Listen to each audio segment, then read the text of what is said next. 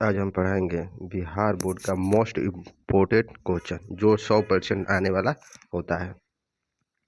आज का हमारा पहला क्वेश्चन है, कह रहा है कि सामान्य दृष्टि के वयस्क के लिए स्पष्ट दूरी की न्यूनतम दूरी होती है लगभग, अथवा सामान्य दृष्टि के लिए वयस्क के लिए स्पष्ट दर्शन की स्पष्ट अल्प दूरी होती है लगभग। याद रखिएगा कितना होती है, तो 25 सेंटीमीटर होती है। तो कितना होती है, तो 25 सेंटीमीटर होती है। उसके बाद कह रहा है, नेत्र में प्रवेश करने वाले प्रकाश किरणों का अधिकांश अपरिवर्तित होता है। कि कहाँ पर अपरिवर्तित होता है, तो याद रखिएगा कर्निया पर। कहाँ पर, तो कर्निया के बाहरी पृष्ठ पर क्या होती है, अपरिवर्तित हो जाती है। उसके बाद कह रहा है,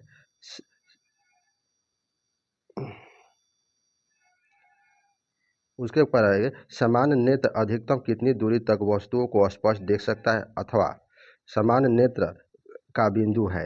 इसमें दो क्वेश्चन है, तो इसमें याद रखिएगा जो सामान्य व्यक्ति अधिकतम अनंत पर का हो सकता है, अनंत तक देख सकता है। उसके बाद कह रहा है, दीर्घ दृष्टि दोष के निवारण के लिए उपयोग किया जाता है। तो ये बताइए, दीर्घ दृष्टि दोष के लिए जो जिसका दीर्घ दृष्टि दोष है उसको उस निवारण के लिए किस लेंस का उपयोग किया जाता है, तो याद रखिएगा उत्तल लेंस का उपयोग किया जाता है। किसका उपयोग किया जाता है, उत्तल लेंस का उपयोग किया जाता है। उसके बाद कह रहा है, उसके बाद किस किस रंग का तरंगदैर्घ्य सबसे बड़ा होता है या सबसे अधिक होता है, तो किसका होता है जी तरंगदैर्घ्य सबसे अधिक, तो ये लाल का होता है। किसका होता है, तो लाल का होता है। उसके बाद कह रहा है, सामान्य नेत्र के लिए दूरी होती है। जो सामान्य नेत्र के लिए कितना दूरी होती है, तो याद है कि जो सामान्य व्यक्ति के लिए नेत्र दूरी होता है अनंत होता है। कितना होता है, अनंत होता है। और सबसे कम कितना देख सकता है, तो 25 सेंटीमीटर तक।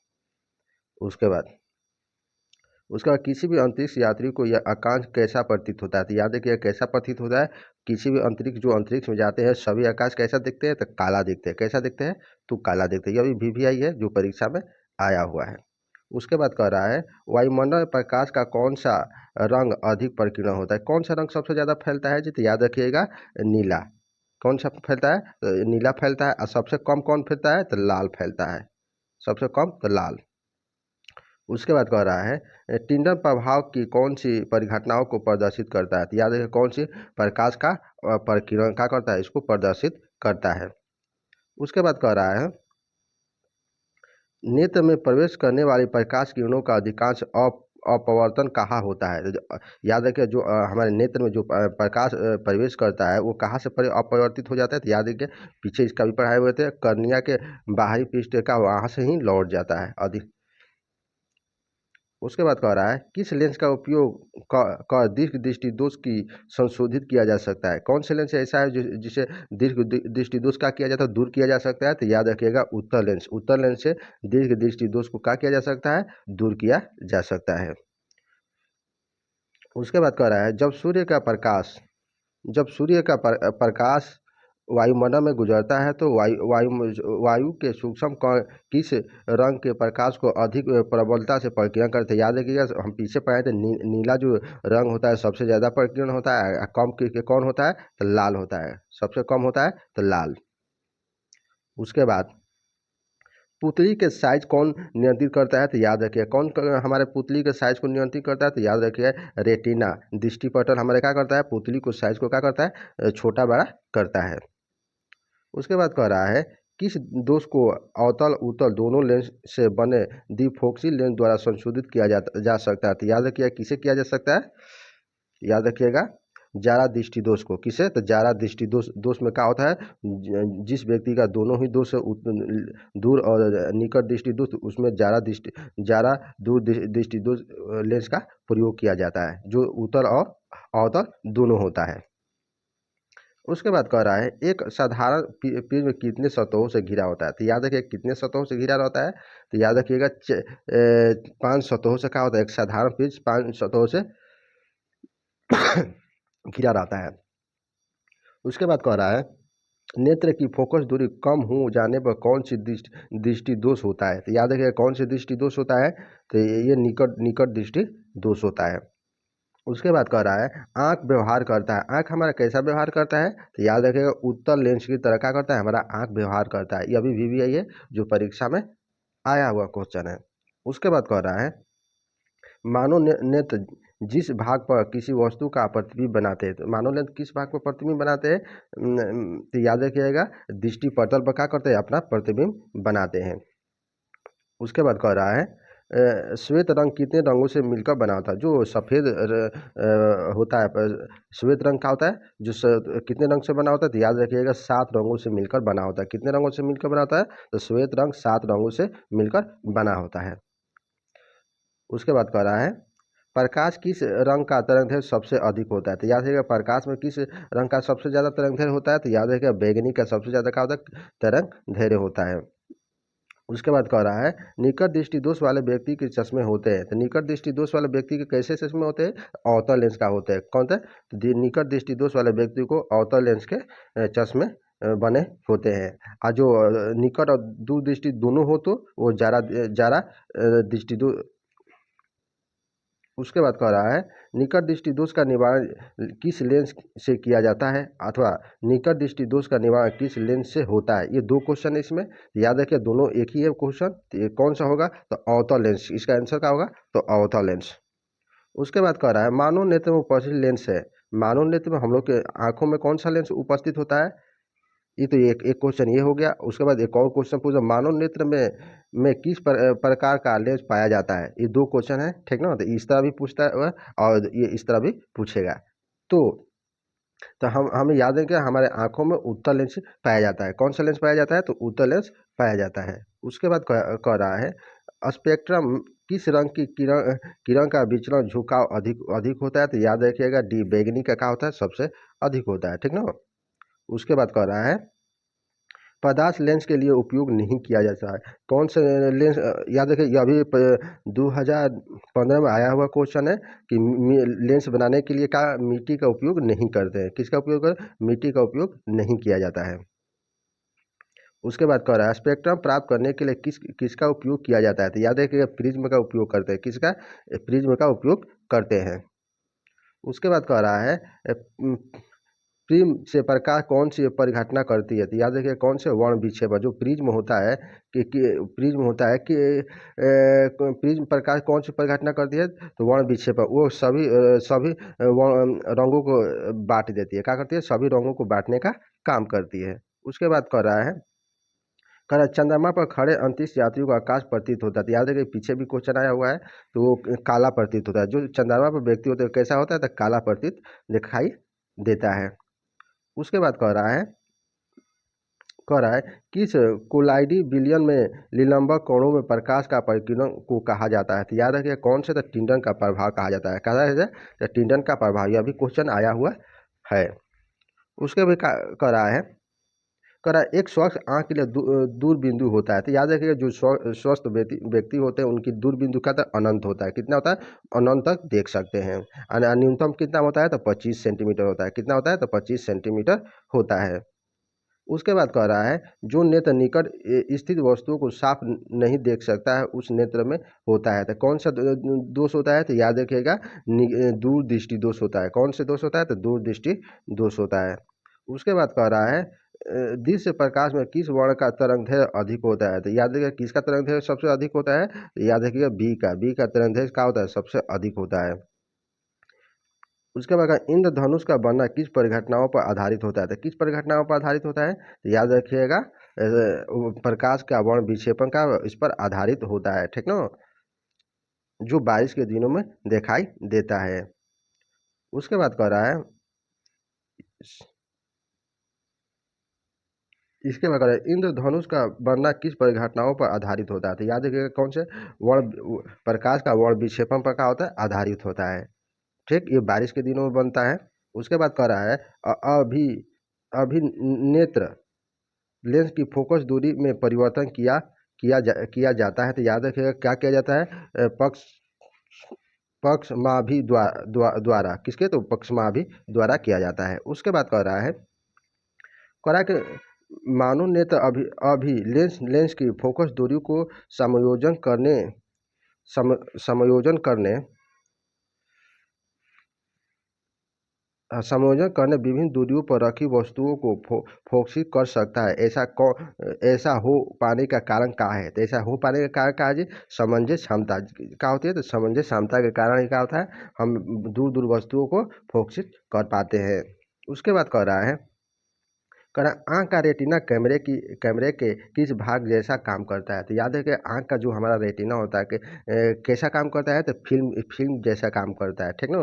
कैसा? तो फिल्म के जैसा काम करता है। उसके बाद कह रहा है, श्वेत प्रकाश जब प्रिज्म से होकर गुजरता है तो जो रंग सबसे कम विचलित होता है वह होता है। तो याद रखिएगा, सबसे पीछे भी बताए हुए, तो सबसे कम कौन सा विचलित होता है? तो लाल सबसे कम विचलित होता है। उसके बाद कह रहा है, यह भी VVI है, यह परीक्षा में आया हुआ क्वेश्चन है। उसके बाद कह रहा है कि दूरदृष्टि दोष से पीड़ित व्यक्ति का उपचार किस प्रकार के लेंस से किया जाता है? तो याद रखिएगा, किस लेंस से किया जाता है? तो ये किया जाता है अभिसारी लेंस से क्या किया जाता है? उसको दूर किया जाता है। उसके बाद कह रहा है, किस दृष्टि दोष में किसी वस्तु का प्रतिबिंब रेटिना के आगे बनता है? तो याद रखिए, रेटिना के कहाँ बनता है? तो आगे, तो निकट दृष्टि दोष में क्या होता है? रेटिना के आगे बनता है। उसके बाद कह रहा है, नेत्र की समंजस क्षमता कम हो जाने से उत्पन्न होती है। तो जो नेत्र का जो समंजस क्षमता होता है, किस कारण कम हो जाती है? तो याद रखिएगा, ज़्यादा दृष्टि दोष के कारण हो जाता है। किसके कारण? तो ज़्यादा दृष्टि दोष के कारण हो जाता है। तारे को टिमटिमाते प्रतीत होने का क्या कारण है? जो हमारे आकाश में तारे टिमटिमाते हैं, यह भी परीक्षा में VVI है, यह भी पूछा गया है, आने की संभावना है, ठीक ना? तो ये कह रहा है कि तारे हमारे क्यों टिमटिमाते हैं? तो याद रखिए, वायुमंडलीय अपवर्तन के कारण क्या होता है? तारे टिमटिमाते हैं। किसके कारण टिमटिमाते हैं? तो वायु अपवर्तन के कारण ही तारे हमें टिमटिमाते हुए प्रतीत दिखाई देते हैं। उसके बाद कह रहा है कि मानव नेत्र में मानव नेत्र में क्या होता है जी? तो उत्तल लेंस होता है। मानव नेत्र हमारा कौन सा लेंस का होता है? तो उत्तल लेंस का होता है। यह भी पीछे पड़े हुए हैं। कह रहा है, किस वस्तु का प्रतिबिंब नेत्र के जिस भाग पर बनता है वह होता है? तो हमारे कौन से? तो याद रखिएगा, रेटिना दृष्टिपटल पर क्या होता है? प्रतिबिंब बनता है। उसके बाद कह रहा है, एक स्वच्छ मानव के नेत्र के लिए निकट तथा दूर बिंदु होते हैं। तो याद रखिए, निकट तो 25 सेंटीमीटर होता है, यह भी पीछे पड़े हुए हैं। निकट 25, दूर का होता है अनंत 25 सेंटीमीटर तक कोई भी बुक हम पढ़ सकते हैं, अनंत तक हम देख सकते हैं। उसके बाद कह रहा है, ज्यादा दृष्टि दोष का निवारण के लिए उपयोग किया जाता है। तो ये बताइए, ज्यादा दृष्टि दोष के लिए कौन से लेंस का उपयोग किया जाता है? तो याद रखिएगा, कौन से लेंस के लिए उपयोग किया जाता है? तो द्विफोक्सी लेंस, दो उत्तल और अवतल दोनों का ही क्या किया जाता है? प्रयोग किया जाता है। जिस व्यक्ति को ज्यादा दृष्टि दोष होता है, उत्तल और अवतल लेंस का प्रयोग किया जाता है, जिसमें दो लेंस होते हैं। उसके बाद जो नेत्र दूर स्थित वस्तुओं को स्पष्ट नहीं देख पाता, उस नेत्र में होता है। तो याद रखिए, क्या होता है जी? तो निकट दृष्टि दोष होता है। क्या होता है? निकट दृष्टि दोष होता है। उसके बाद कह रहा है, जो नेत्र निकट 25 सेंटीमीटर स्थित वस्तुओं को स्पष्ट नहीं देख पाता, उस नेत्र में होता है। तो याद रखिए, क्या होगा? दूर दृष्टि दोष। जो निकट की वस्तुओं को नहीं देख पाता है, उसमें कौन सा दोष होता है? तो दूर दृष्टि दोष होता है। उसके बाद कह रहा है, अपने लेंस की फोकस दूरी को बदलकर दूर या निकट की वस्तुओं को साफ देख सकने के लिए गुण को कहते हैं।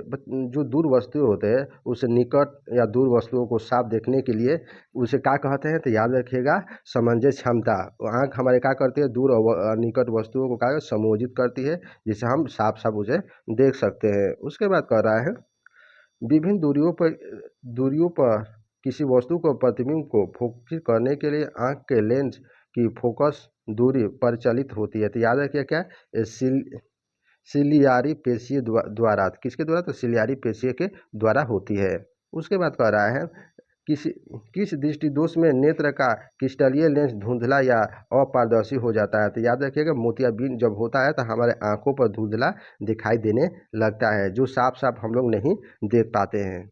उसके बाद कह रहा है, किसी भी वस्तु का प्रतिबिंब रेटिना के पीछे बनता है तो यह व्यक्ति किस दोष से पीड़ित होता है? तो याद रखिएगा, किस दोष? निकट दृष्टि दोष का दूर दृष्टि दोष से क्या होता है? पीड़ित होता है। किस दोष से? तो दूर दृष्टि दोष से पीड़ित होता है। उसके बाद कह रहा है, एक प्रिज्म द्वारा श्वेत प्रकाश स्पेक्ट्रम में वर्ण विक्षेपण जिस घटना के कारण होता है वह घटना होती है। तो ये तो पीछे भी पढ़ाया था, प्रकाश के अपवर्तन के कारण क्या होता है?